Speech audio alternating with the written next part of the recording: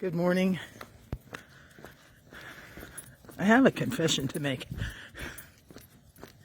I'm not the easiest person to watch TV with. One of the sisters that I lived with years ago, she used to say, Monique, she said, besides talking to the TV, right? She said, you always see what's not there. You always see the trouble around the corner.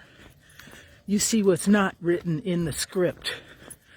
You query, you ask questions about why the director placed the person here or why the edit was done this way. And she's totally right. So, don't watch TV with me if you don't want a running commentary. But one of the things that strikes me in that reflection is when I watch the characters on the screen, I anticipate things that are not apparent to them immediately. So it's like I'm afraid for them. So I want to fix it, right? I want to help. I'm taking an online retreat this Advent.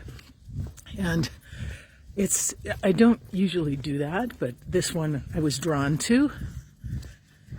And one of the reflections this week was on Psalm 27, which just happens to be the psalm for Sunday. And the first few lines are, "The Lord is my light and my salvation. Of whom should I be afraid? The Lord is my life's refuge. What should I fear?" And I sat with those questions for a while in the morning, praying.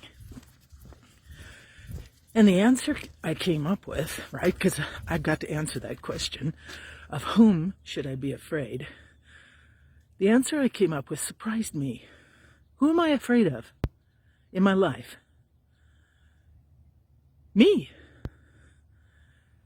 I'm afraid that my over-preoccupation with details, my desperate desire to do what is right and good, my longing to throw all my energy behind positive causes, might actually get in the way of what the divine wants me to experience.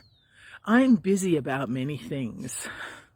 I'm making sure that the scene is set well.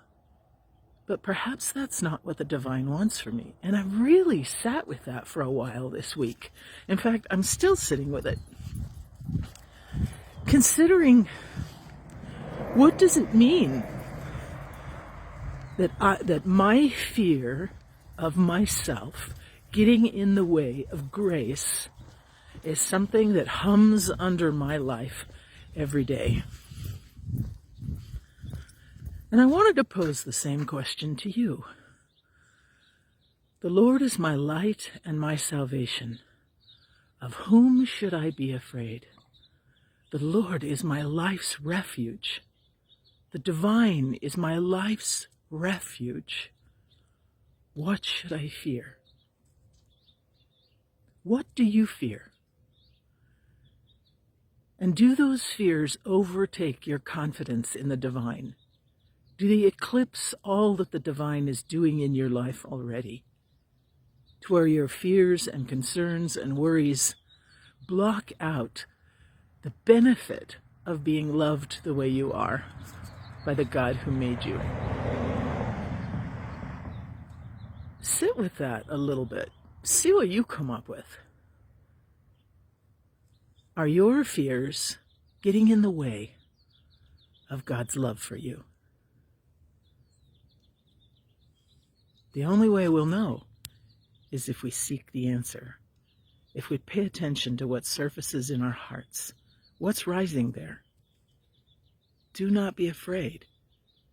It's actually uttered 365 plus times in the Gospels. It's a message God says over and over and over to us. Do not be afraid. Of what do I have to be afraid? Take that to prayer.